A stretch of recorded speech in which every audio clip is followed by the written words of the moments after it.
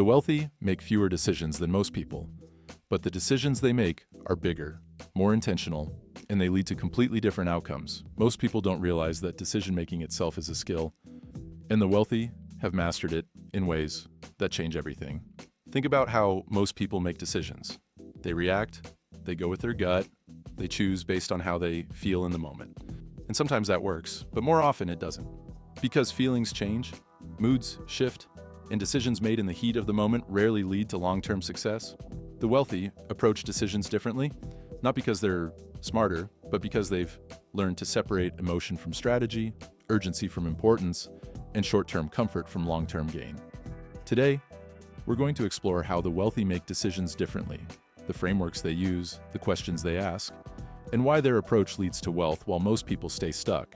Here's something most people get backwards. They decide quickly and act slowly. They make impulsive choices based on emotion, then they hesitate, second guess, delay. And by the time they finally act, the opportunity is gone, or the decision was wrong to begin with. The wealthy do the opposite. They decide slowly. They think. They analyze. They consider outcomes. They remove emotion from the equation. And once the decision is made, they act immediately. No hesitation. No second guessing. This separation is critical. The decision phase is where you think, where you weigh options, where you remove bias and emotion. The action phase is where you execute. No thinking, no doubting, just movement. Most people blur these phases. They think while acting and act while thinking, and that creates chaos.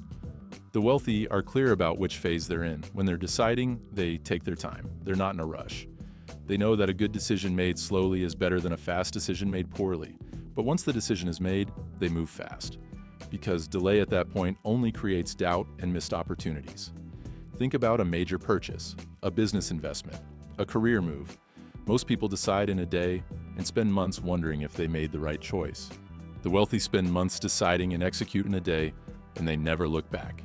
That's the difference. The quality of your decisions comes down to the quality of your questions.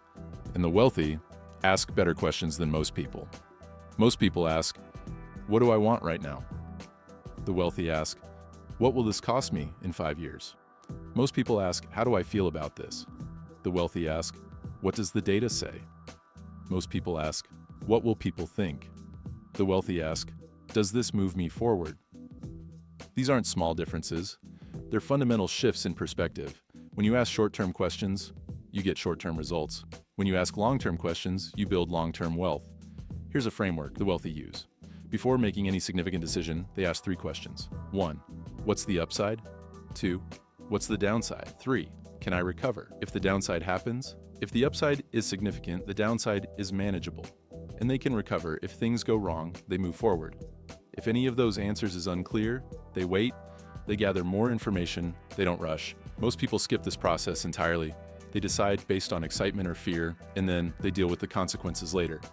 The wealthy don't leave decisions to chance, they structure them, and that structure removes emotion and creates clarity. Emotion is the enemy of good decision-making. Not because emotions are bad, but because they cloud judgment, and they make you reactive instead of strategic. The wealthy know this. They've learned to separate how they feel from what they decide. Here's how they do it. First, they create distance. When a decision needs to be made, they don't make it in the moment. They step back. They sleep on it. They give themselves space to think clearly. This simple act removes the emotional intensity. And when the intensity fades, the right answer usually becomes obvious. Second, they ask, "What would I tell someone else to do?"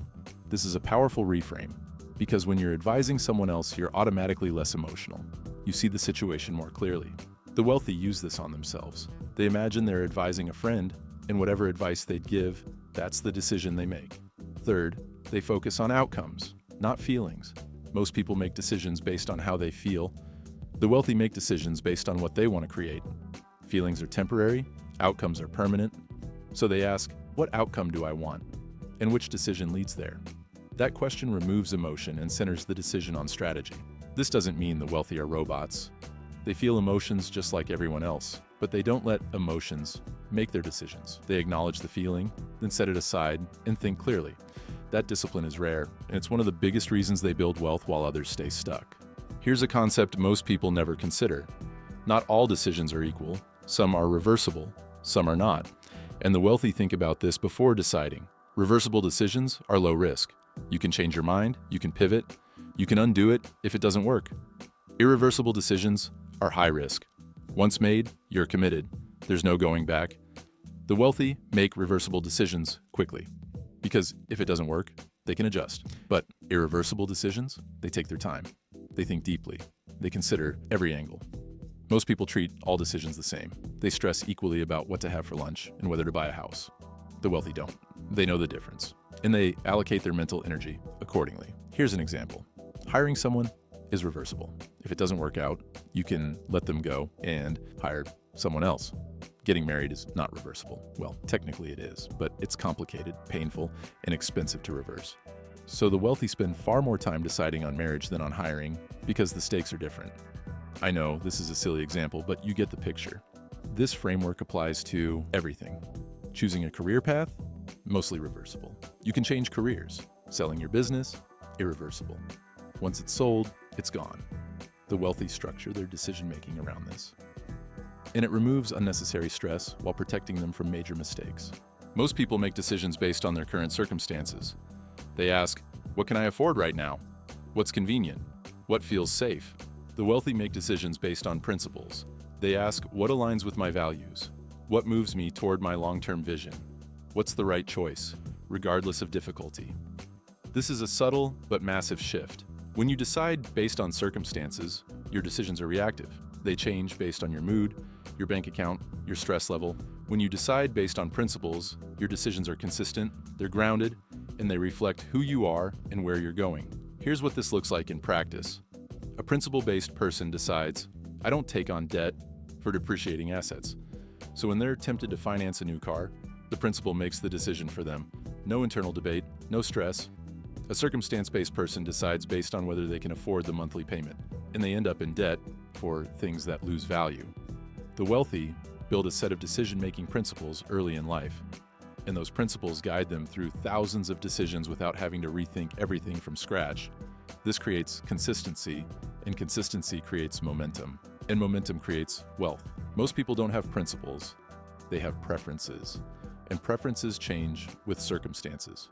The wealthy lock in their principles, and those principles become their decision-making compass. Decision-making is a skill, and like any skill, it can be learned, refined, and mastered. The wealthy don't make better decisions because they're smarter or luckier.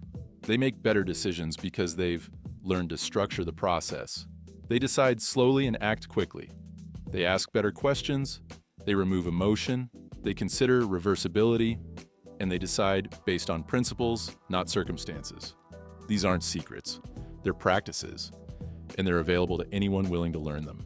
The difference is, most people never think about how they make decisions. They just decide and hope for the best. The wealthy treat decision-making as a craft, and over time, that craft compounds into wealth, clarity, and control. You can start today. The next time you face a decision, pause, ask better questions, remove emotion, and consider the outcomes. Make the decision slowly, then act quickly. That simple shift can change everything.